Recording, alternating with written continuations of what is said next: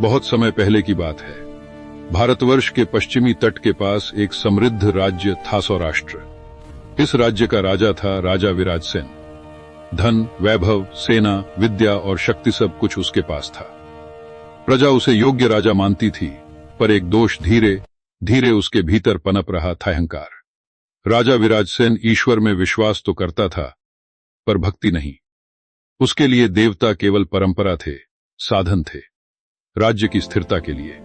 वह कहता था, अगर मैं न्याय करता हूं, कर वसूलता हूं और मंदिर बनवाता हूं, तो देवता प्रसन्न ही होंगे। उसी राज्य में एक प्राचीन मंदिर था, श्री कृष्ण का मंदिर। उस मंदिर में स्थापित थी एक अत्यंत सुंदर, श्यामवर्णी, मुस्कुराती हुई श्री कृष्ण की मूर्ति। कहा जाता था कि यह मूर्ति द्वारका से आई थी और स्वयं भक्तों ने समुद्र से प्राप्त की थी। यह मूर्ति साधारण नहीं थी।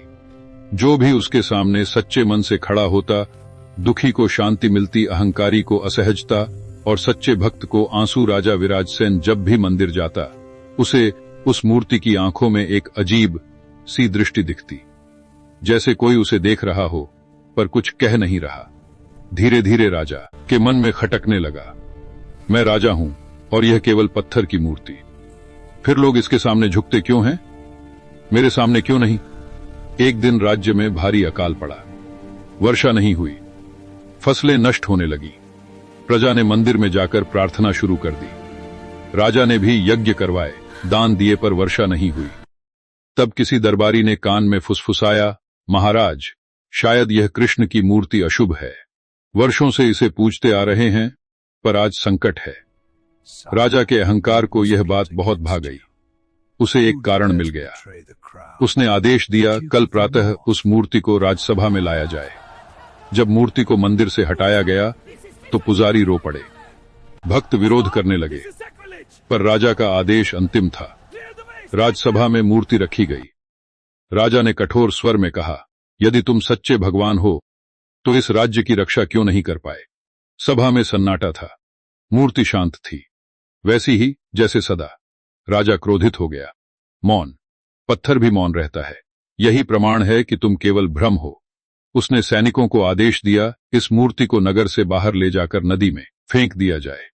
जब मूर्ति को ले जाया जा रहा था, एक वृद्ध भक्त दौड़ता हुआ आया। उसने कांपते हाथों से कहा, राजन, भगवान परीक्षा लेते हैं, उन्हें दोष मत दीजिए। राजा ने हंसकर कहा, अगर यह परीक्षा है तो मैं भी देखूंगा भगवान क्या कर सकते हैं। और उसी क्षण मूर्ति को नदी में फेंक दिया गया। उस रात राजा को स्वप्न आया। उसने देखा वही श्यामवर्ण, वही मुकुट, वही बांसुरी। पर इस बार श्री कृष्ण मुस्कुरा नहीं रहे थे।